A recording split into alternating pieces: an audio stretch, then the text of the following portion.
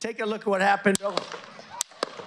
নির্বাচনী সমাবেশে বন্দুক হামলায় অল্পের জন্য প্রাণে বেঁচে গেছেন যুক্তরাষ্ট্রের সাবেক প্রেসিডেন্ট ডোনাল্ড ট্রাম্প। সেই অভিজ্ঞতা নিয়ে প্রথমবার কথা বলেছেন মার্কিন সংবাদ মাধ্যম নিউ ইয়র্ক পোস্টের সঙ্গে। বলেন, ভেবেছিলেন মরেই যাবেন, কিন্তু ঈশ্বর তাকে বাঁচিয়েছেন। নিজ দল রিপাবলিকান পার্টির জাতীয় সম্মেলনে যোগ দিতে মিলওয়াকিতে যাওয়ার পথে এই সাক্ষাৎকার দেন ট্রাম্প। নিউ ইয়র্ক পোস্টকে ট্রাম্প আরও জানান, সমাবেশে বক্তব্যের সময় ডায়াসের দিকে একটু ঝুঁকেছিলেন তিনি। ওই মুহূর্তে গুলি চালানো হয়, এ কারণেই গুলি কানে আঘাত করে চলে যায়, প্রাণে বেঁচে যান তিনি। সাক্ষাৎকারে তাকে রক্ষা করা ও বন্দুকধারী থমাস ক্রুজকে হত্যা করার জন্য সিক্রেট সার্ভিসের প্রশংসা করেন।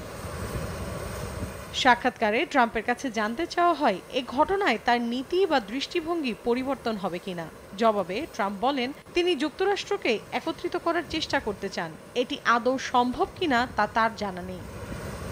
মৌসুমী সাথী, সময় সংবাদ।